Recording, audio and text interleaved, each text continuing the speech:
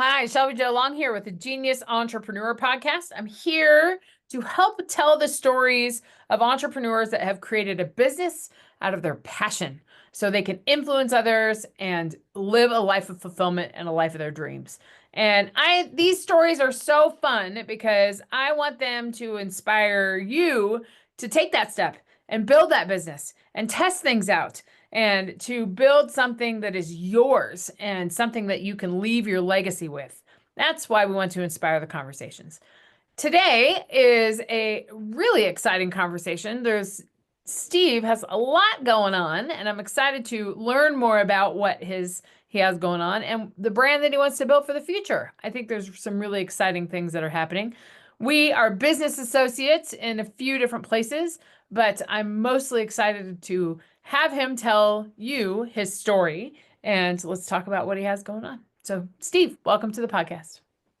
I love it, Shelby Joe. Thank you so very, very much. Of course. Can you just give our audience a vision of who you are and what you do? I am 100% in alignment with the goals of your business, your strategy, your passion, uh, the whole thing. When I was growing up, my father was a serial entrepreneur, but sadly, very unsuccessfully most of the time. And as the result, while I was growing up, we moved from neighborhood to neighborhood, depending upon whether my father was in one of his successful periods or more likely in an unsuccessful period. So when he had a lot of money, we bought a big house in a beautiful neighborhood. And then when he wasn't, we moved to a not so nice place in a not so nice neighborhood. And the result is that if you're at a school for a year or two and then you have to be popped out and moved someplace else, it's very hard to make long-term friends. And it takes a few months to kind of get a sense of the rhythm of the school. And it's very destabilizing. For me, it was. And throughout my early years, I couldn't figure out why we kept having these periodic upheavals, which they were. In my view, they were upheavals because I had to leave friends and leave the school and leave wherever I was. So I was determined to figure out what does it take for an entrepreneur to succeed? Because whatever it was, my dad wasn't doing it. So I devoted my post high school career of education to figuring out what was that magic bullet? What was my father not doing? Or what was he doing wrong? And continually. And to that end, I went to University of Colorado and I studied finance and accounting and got to take a look at small business from the perspective of uh, financial statements and how to read them and what each of the figures meant and all the interpretation of changing numbers. And then I ended up going after that to the New York University Graduate School of Business, where I focused on classes that were also primarily entrepreneurial in nature and finance and growth strategies for entrepreneurs again, because I knew I wasn't going to go into a big corporation atmosphere. It wasn't me. Then I came back to Denver after that and took the CPA exam and had to work. It's a requirement in Colorado that you have to work for a year for a CPA firm, an independent CPA firm, to get your license. And in that time, I worked in the small business department of a local CPA firm to figure out again, what does it take to make a small business work and how to really interpret the results. Then I hated accounting, but I couldn't do it anymore because I never met a person. I only met numbers, and I'm too social a person. I needed to have human interaction. Then I went to law school at I University of can't see Denver. you as an accountant at all. No, I just couldn't do it. I couldn't. A little green eye shade, the whole traditional stereotype. But I ended up then going to University of Denver Law School and taking, the same entrepreneurial oriented types of courses there, not big mergers and acquisitions, but the law classes that were aimed more at entrepreneurs. Then I went on back to New York University to get what's called an LLM, which is a Master of Laws in Taxation, and then came back here to hit the road and help entrepreneurs. And throughout all of the time that I've been doing this, I've really come to some conclusions about what it takes to avoid disaster. That's really the thing that I've learned the most is how to really avoid hitting the rocks on the shore. Um, and so it's kind of, I mean, it's more probably than you wanted, but it's my journey to get to the point where I feel if my dad were here, I could save him from a lot of the disasters. It's not arrogant of me to say that, but I really do believe that I've got the principles down. I've seen enough. God, I've seen probably 2,000 businesses in my life of doing this. And I kind of know what the end is going to end up being if you don't do certain things. So there you go. So I practice law. Along the way, I have started, well, I didn't have started. This is 47 years now. I've been making loans to entrepreneurs, not my legal clients. It's conflict of interest, all across the country who can't get a loan from a bank and who need funding and have the requirements that I suggest, which are very simple. And in the Steve, I process want to of come loaning back money, to this. I want to come back to this. I want to get back to the foundational pieces because okay, I want to talk about the loan stuff separately because I want to talk about what you got it. you were it sounds like you were inspired by your father and I was. inspired by what was around you, that you saw the ups and downs of business and you wanted to have that be more stable. Can you tell me a little bit about your method? Is it a combination of legal and business consulting, growth strategy? Can you talk a little bit about that, about how you work with small businesses to set them on a path for success? So the answer is, of course, I can, Sheldon. The way that I start almost every single intake process is I sit down with the client and I go through where they're at, whether it's just a little note on the back of a bar napkin about an idea they have to start and grow a business, or whether they're actually in the startup phase somehow, or actually whether they may be out there operating and they're starting to notice some cracks in their structure. So the first step is to really get to know where they are. And based upon that, I can tell if they really need the legal work. Most of Mhm. them do, just so you'll know. Whether they need the a member of a team, because most of them don't have a team, which is really something that's so critical. So They don't have a important. team. Oh my God. Most people think I don't need a stinking team. I can do it by myself. Yeah, not. Anyway, so, I try to explain to them where they're sadly lacking and how to fill in the blanks. And then in the ideal setting, I help them get more protected from a legal standpoint. And I help them understand where they're really light on what they need to grow and be prosperous and avoid the rocks on the shore. And it just grows from there because every deal is a little bit different. Every Yeah. industry is different. And so we just kind of steer through the narrows to make sure that when you come out the other end, your boat hasn't crashed on the shore and you're standing there crying because you don't know what happened. And so it's an individual thing, but without knowing the foundation, how do you know where you need to fill in what they're missing or what they're doing? That's a Yeah. big part of it. Big part of it. And funding is a big part of that. So talk about your funding and what you do for small businesses. This, I think it really is something that's unique and differentiates you in the space because you recognize that there's a challenge for small businesses to get loans and to get capital so they can start their business or help grow their business. And I think that's a, I, yeah, I'm excited to hear more about that.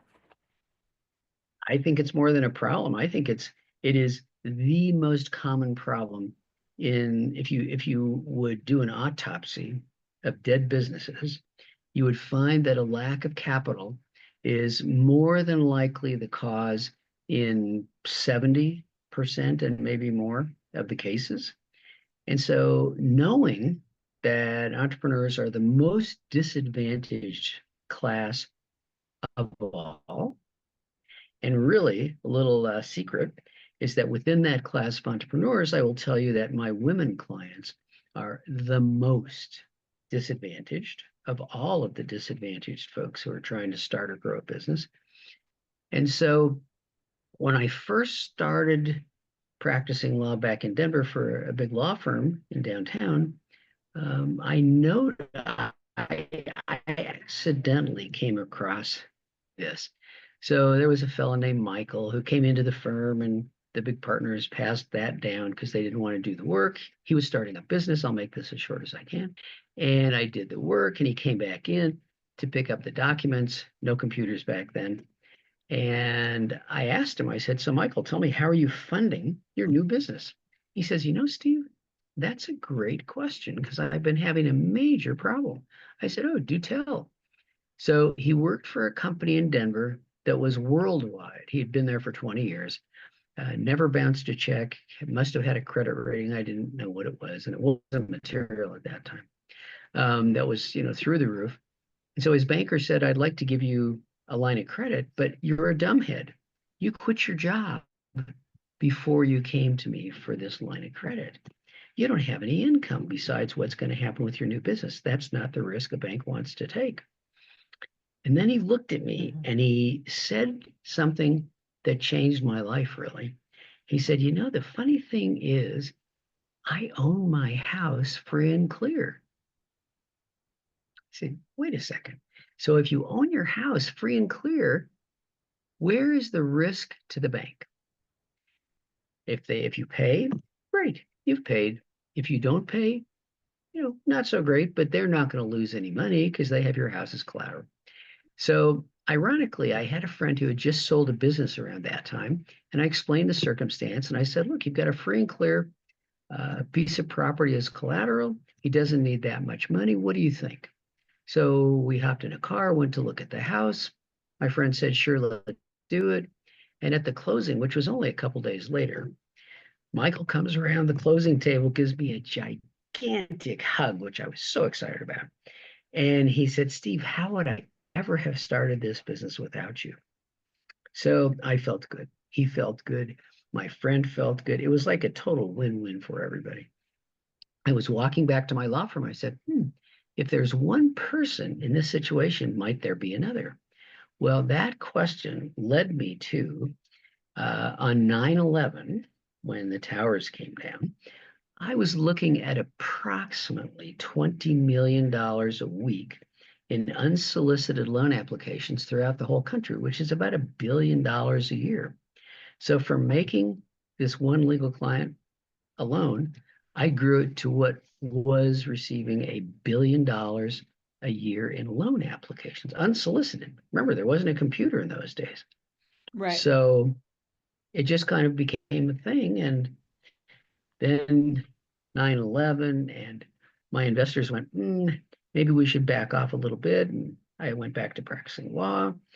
But it's funny when you treat people with respect and you do a good job and you're not out to cause them to lose their properties, they like you. And even though the outcome might not have been good in any particular case, they remember that you treated them fairly. So my phone just rings pretty much continually with people who want to borrow money. So it's an exceedingly viable business. And now with the banking situation, which has always been restrictive for entrepreneurs, now it's really bad for entrepreneurs. Mm-hmm. It's just a business that continues to explode. So it's such an integral part of the stability and the growth of a business that I can't even emphasize it enough. So tell me about, you have a book that's being written or is written. Tell me about that. Well, I have a book that's written. Thank you. You're a good straight person. Um, So my first book called Of Where to this. Go. So it kind Yeah, of ties everything together. Yeah. this is good. Yeah. It does actually. So the first book is called Where to Go When the Bank Says No, which is written for entrepreneurs to explain to them the risks, the rewards of using this bridge funding technique.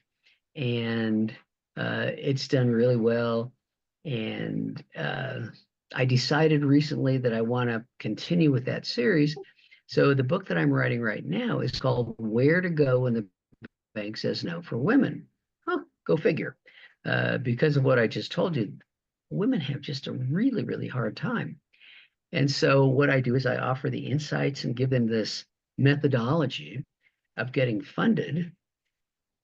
And it just kind of combines all the things that I have experienced when I deal with women entrepreneurs. And I'm proud of it. It's almost done. It'll be released hopefully soon. And it just continues the path forward. Everything I do is aimed at helping entrepreneurs start and grow with some intelligence, some wisdom, some experience. It's not just, hey, I think I want to start an ice cream store. And then they put their sister and their mother and father on the board of directors who know nothing about ice cream, except they like to eat it. And, Mhm. you know, that's not enough to constitute a business board that can, take you on this path to growth and safety. So those lack of money, lack of a good board, lack of a good team, those are things I focus on a lot because they're very common. What out of all of that gives you the most fulfillment? Ah, nice. It's when somebody comes to me at the idea on a napkin phase in a restaurant, and they sit there with the person and they say, God, wouldn't it be cool if we had a whatever, a purple widget? And they start thinking, I was thinking that it'd be fun to start a business. And then the next person says, well, here, let's say, put a little diagram. Hey, do you have a piece of paper? And it usually is actually a bar napkin. And so they say, here's how we'll do this. We'll go to China, get it manufactured, then we'll start a sales company over here and we'll get them distributed. And this is going to be the cost more or less, and this is going to be the whatever. And so at that stage is where all of their principal and foundational mistakes are made because they don't realize what they really need. It's a cool idea. Yes, is there a demand for a purple widget? Maybe there is, maybe there isn't, but they're going off of their gut feel. And gut feel, sometimes it works, but most of the time it doesn't. Reminds me of my dad. Everybody who walked by the door with an idea about something, he said, oh, that's a good idea. Well, let's do that. And he'd write him a check, and then it would fall apart, and he would lose a lot of money and not understand why. And then 6 months later, he'd be right back to repeat the same mistake.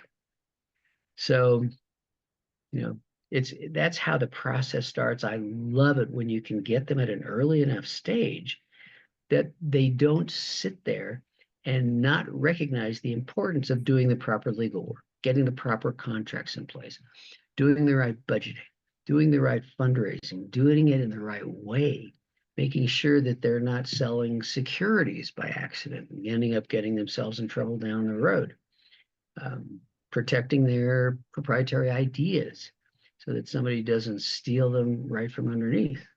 So I think that's the best phase of all. Once you get somebody who's out there in business, not that you can't change them, but they're a little bit more stuck in their ways. So I love it when you can get them as early as possible. I think your program should be called the Paper Napkin Business Growth Plan. That's so I fun. actually have it. I love that too. It is I think the I think the best idea, I love the ideas from the beginning, and then because then you just have all the possibilities in front of you. exactly. However, there are things that you do need to pay attention to so you can take the right steps and not and set yourself up for success, but also set your business up to thrive. And I think that's so important that to do that in our business. So, Well, I think that what you do and what I do are just like a hand in a glove. I They think really so. are. Because my background is legal and financial and money raising and, you know, those types of activities. And you deal with a whole different skill set, which is critical. I mean, without the proper branding and without the proper oversight and, you know, knowing where the rocks are in your universe that a ship can crash on. For Um, sure. it's just all part of an overarching method for succeeding. Yes. For our listeners out there, what would you say? There are many of them are small business owners or thinking about starting a small business. What would you say would be what would be your advice to them to be able to, if they're starting a business, they should kind of check these boxes before. I believe you've called yourself a business consigliere before. I have, yes. Can you explain that first of all, but then what should we be considering if we have a business or we want to start a business? What types of things do I need to be considering? Well, I think that the thing that gets overlooked the most and is probably the single most critical part of the startup process of a business is if you go down the road without a business plan, it's like setting off to go to a location without having a map. Hey, I want to go to New Orleans tomorrow afternoon without a map. How do I get there? You know, most people would say, oh, you just punch in Waze or whatever. But if you didn't have that, how would you get there? Your chances of getting to New Orleans would not be great. It's the same in a business as you form it and as you structure it and as you develop it. Without a business plan, not a big 200-page thing, 5 pages, 10 pages, to just start to do a flyover of what the critical aspects are. So they identify the need for you and your services and me and my services. Um, so that's without a doubt the first thing. The second thing that I think gets overlooked in a big way is budgeting. If you don't budget properly and you raise too little money, then the second you close your offering, you have sealed your own demise. Without money to move forward, trying to raise money a second time because you miscalculated is a bear. People, the questions come like, what? You didn't figure how much you needed? Did you overspend? Are you a bad budgeter? Do you not say no often enough? Did you overload it with overhead because you thought it would never end? Or did you Yeah. think that cash was going to come in faster than it did? Or, I mean, it raises all kinds of questions. So I think business plan and a very sound budget, conservative, with a number of months in the bank, just in case because the just in case events occur 90% of the time, let's say. So those are the two things that I would recommend that entrepreneurs think about before they even start to move forward. It's a great idea. Okay, purple widgets, yeah, there must be a demand. Really? Why is there a law that says there must be a demand? Go out and prove it first, right? And then, Right. oh, I'm just going to order my purple widgets from China. Maybe you will, maybe you won't. Um, how do you even find an honest manufacturer in China? I don't know. Maybe that term doesn't appear when you Google honest manufacturer in China. Yeah. Might come up blank. I don't know. And how would you know from 10,000 miles away? The answer is you wouldn't. And so is that the way to start a business where you send them money and you just hope that the finished product comes back well done to your specs and ready to sell? No, hope is a bad strategy in this case because you haven't budgeted for a mistake. If your first order is really all screwed up and they send you green widgets instead, then you have to send them back. Well, good, that takes 6 months. Then you have to order them. Good, that takes another 3 months. I mean, it's just there's so many mistakes that could be made with, just a little bit of proper planning can solve the whole problem. And I rest my Well, case on that one because it's I think that's a That's a really good piece of advice for entrepreneurs. Because many entrepreneurs, and I fall into this camp too, we're visionaries and we don't maybe take the steps that we need to, to make sure that we're secure. It's, you know, putting the fires out after it's started rather than trying to prevent the fires before they start. You know what I mean? So, Right. I do. yeah. I know exactly what you mean. And entrepreneurs are commonly broke, and so they don't see the need to hire anybody to help them as a way to avoid spending the money they don't have. And the second thing is, once they get an idea in their head that a blue widget would be something that's really cool to develop and sell, they're really talking more from their own instinct. Well, maybe they'd like to have a purple widget, and so wouldn't everybody else? I don't know. Yeah. Maybe they would, maybe they wouldn't. But without some market testing, you're just rolling the dice. Not Right. again, not a good business strategy. Right.